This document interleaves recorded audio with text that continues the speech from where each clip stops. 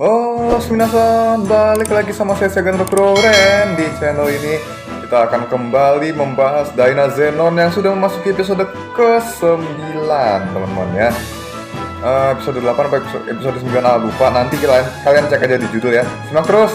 Dan jangan lewatkan karena ini adalah episode yang bener-bener bagus, yang terbagus sejauh ini. Oh iya, episode 9. Oke, let's go, langsung aja.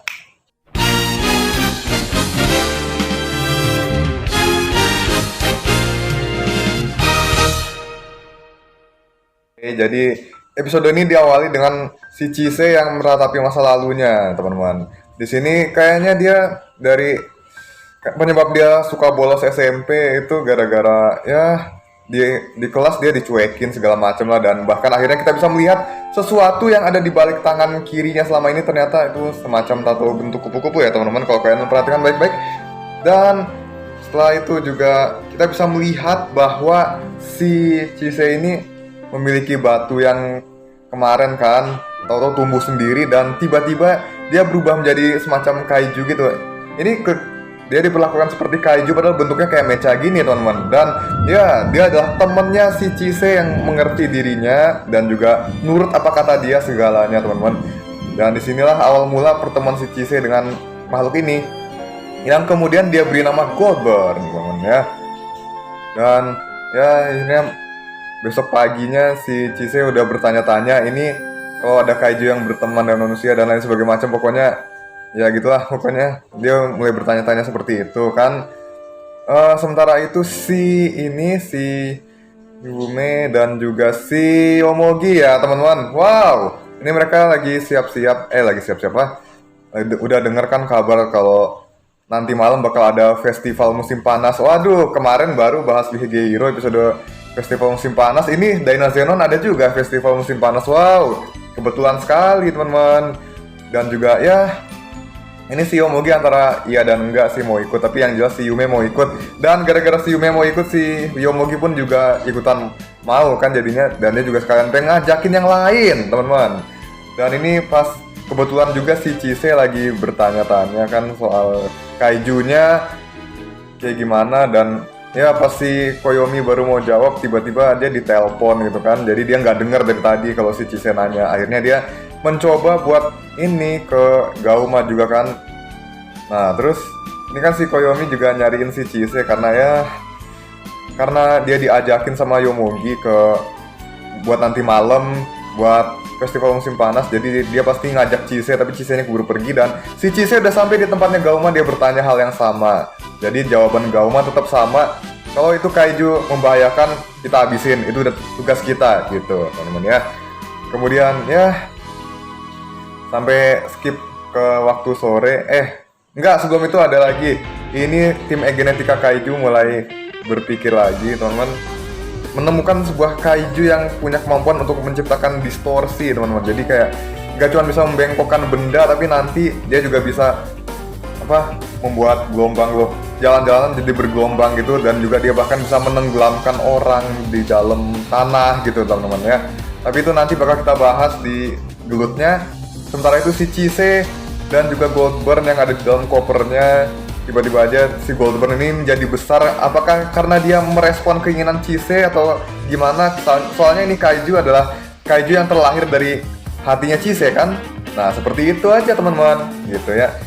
Kemarin udah dijelasin berulang kali kalau kaiju itu terlahir akibat hati manusia. Nah kalau hatinya Chise berkata demikian, mungkinkah ini si Goldburn juga memiliki isi hati yang sama kayak Chise? Ya siapa yang tahu. Mungkin saja ya, teman-teman. Dan ini si Goldburn pun menghibur Chise dan membawa dia terbang, teman-teman.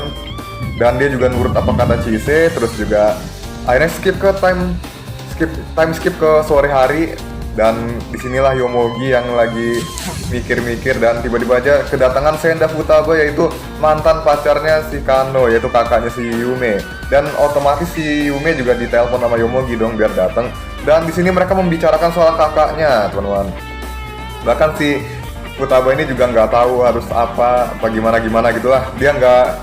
Dia pahamnya kalau si Kano itu kecelakaan. Dia nggak mungkin tahu kalau si Kano ini kena perundungan gimana, karena kalau orang dibully itu juga jarang kan ada yang mau ngomong gitu kan. Jarang ada orang dibully mau speak up. Padahal ini si Utaba harusnya juga peka gitu loh sama pacar sendiri.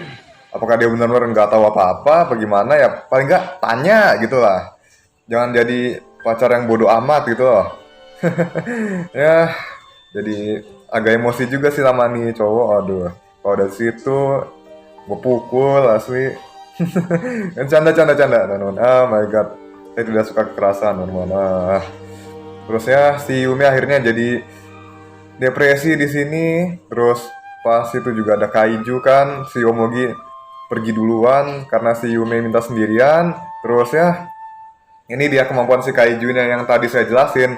Dia bikin tanah jadi bergelombang sehingga si Gauma sama Koyomi kewalahan gitu loh. Dan akhirnya Great Knight dateng nolong mereka. Ya nggak nolong juga sih, tapi kayaknya mereka punya satu tujuan yang sama, yaitu mengalahkan kaiju. Jadi seperti itulah. Dan Yomogi dateng. Dan kenapa si Yume nggak dateng, si Gauma kan nanyain tuh. Terus ya padahal si Yomogi tahu kalau kelakuannya aneh, tapi bukannya bawa si Koyomi gitu. Bukannya bawa si Yume bareng gitu lah. Kan yang bisa ngajak Yume itu cuman si Yomogi doang, teman-teman. Jadi si Gauma negur dia supaya dia ngejemput si Yume lagi gitu loh. Ya, di sini sepertinya dia mulai mendukung kerjasama timnya mereka ya. Jadi tanpa ada satu sama lain mereka itu nggak bakalan jalan gitu loh. Apalagi Yume sama Yomogi ini yang paling deket kan satu sama lainnya. Bondingnya juga udah mulai terasa deket sekali. Setiap harinya selalu bersama gitu kan. Bahkan satu sekolah, satu kelas gitu. Jadi wajar aja dong kalau cuma Yomogi yang bisa. Dan ini si Chise ternyata kehilangan Goldburn gara-gara si Goldburn ini merasakan keberadaan kaiju, teman-teman.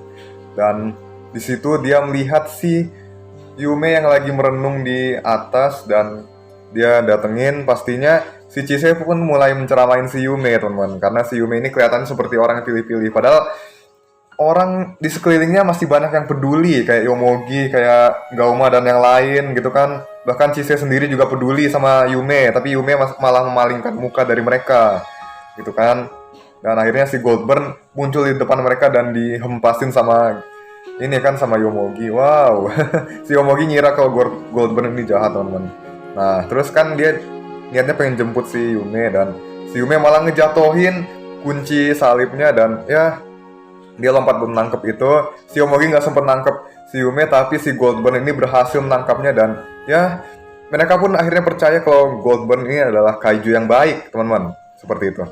Dan akhirnya mereka sampai ke TKP, bawa Goldburn juga. Si Great Knight juga tenggelam nih di tanah. Terus ya akhirnya mereka setelah bersatu, si Gauma ini memahami kalau Goldburn adalah teman mereka, jadi Daina Zenon dan menolong si Great Knight. Lalu akhirnya si Chise membukakan kekuatan baru, yaitu supaya mereka menyatu menjadi Kaiser Great Knight. Oh my god, ini keren banget sumpah. Ini jadi kayak di serial lamanya dimana perannya Greatman Sigma yang bisa menjadi King Greatman diambil alih sama Great Knight supaya dia bisa jadi Kaiser Great Knight ya, teman-teman. Kalau dulu kan Greatman jadi Greatman yang ini, terus Greatman yang ini jadi Thunder Greatman jadi full power Greatman ya kan. Kurang lebih seperti itu, teman-teman. Wow, ini luar biasa sekali, teman-teman. Jadi Great Knight ini benar-benar wah keren banget lah. Udah kuat, cepet. Oh my god, ini keren banget. Kayaknya lebih keren daripada full power Greatman kalau menurut saya sih, teman-teman. Dan juga Daina Zenon lebih keren daripada Power Zenon sih, teman-teman. Kalau menurut saya sih di sini lebih keren karakternya, cuman tetap kalau main karakter saya tetap sukanya Yuta, teman-teman. Tapi di sini tenang aja, si Yomogi udah mulai menunjukkan perkembangan karakter yang bagus di sini ya, teman-teman. Dan ya kekuatannya Kaiser Great Knight tuh benar-benar luar biasa, teman-teman. Dan diakhiri dengan wah elegan banget lah pokoknya. Diakhiri dengan luar biasa. Akhirnya genetika kaiju kalah lagi, dan di sini si juga ini udah mulai ini ya, mulai bersemangat orangnya. Biasanya kan dia kayak kaku, kalem gitu kan, tapi sekarang dia jadi wah bersemangat pokoknya. Aku pasti akan mengalahkan Gaumasa dan lain sebagainya seperti itulah.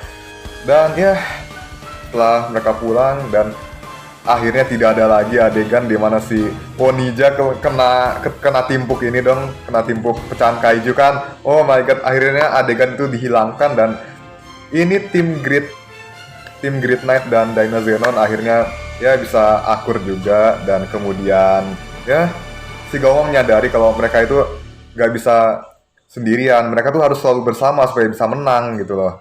Mereka tuh intinya saling membutuhkan lah sebagaimana layaknya tim gitu kan.